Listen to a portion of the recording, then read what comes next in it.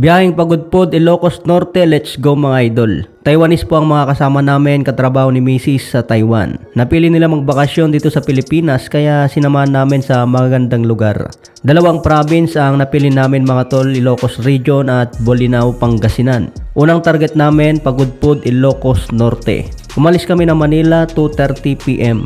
Dumaan kami ng Skyway, NLEX, ECTEX at Tiplex. Pag-exit namin ng Tiplex, Rosario, La Union. Salamat sa expressway dahil napadali ang biyahe. Siyempre, paggasolina muna mga idol para suabe ang takbuhan.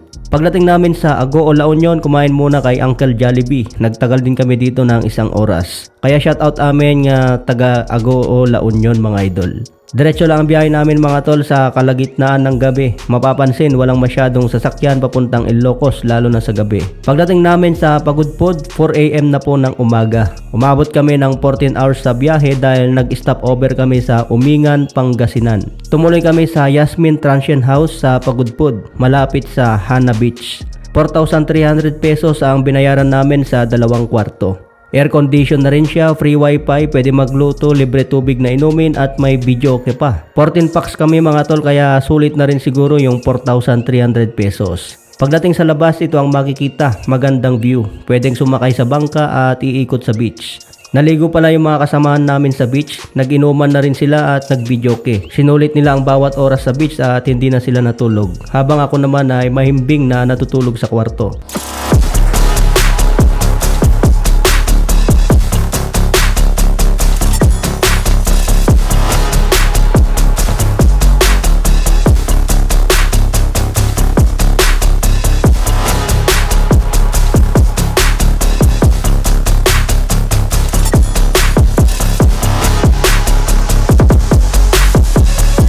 After 8 hours sa Yasmin Transient House, nag-take out kami ng alas 12 ng tanghali. Babalik naman kami papuntang Vigan City. Pero dinaanan muna ang Bangi Windmill bago tuluyang pupunta sa Vigan.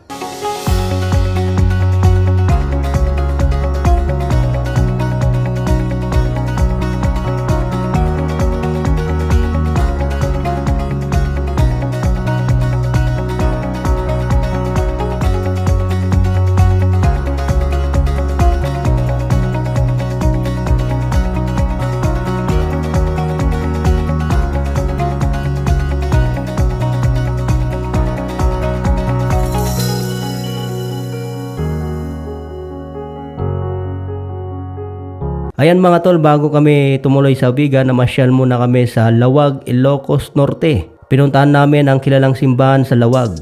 Tamang picture muna at nagsimba sa loob. Namasyal na rin kami sa may palengke sa Lawag, kumain sila ng kwek-kwek at isaw. Maraming lutong ulam dito sa palengke ng Lawag kaya mas lalo akong nagutom dito. Kaya bumili na lang kami ng ulam dito sa Lawag dahil gagabi na kami papuntang Vigan. Pagdating naman sa Vigan, tumuloy naman kami sa Nathaniel Place. Malaki itong transient house nila mga tol. 3 kwarto at malalaki. 2 pa ang CR at 2 ang kitchen. Mas mura ang bayad namin dito, 4,000 pesos lang. 14 packs kami kaya sulit. Siyempre hindi namin pinalagpas ang mamasyal sa Vigan Plaza. Kaya naglibot muna kami at bumili ng masarap na longganisa. Ayan mga tol, so kumain na kami ng gabihan dito sa Vigan. Dito lang muna nagtatapos ang video natin sa ngayon. Until next video. Maraming salamat po.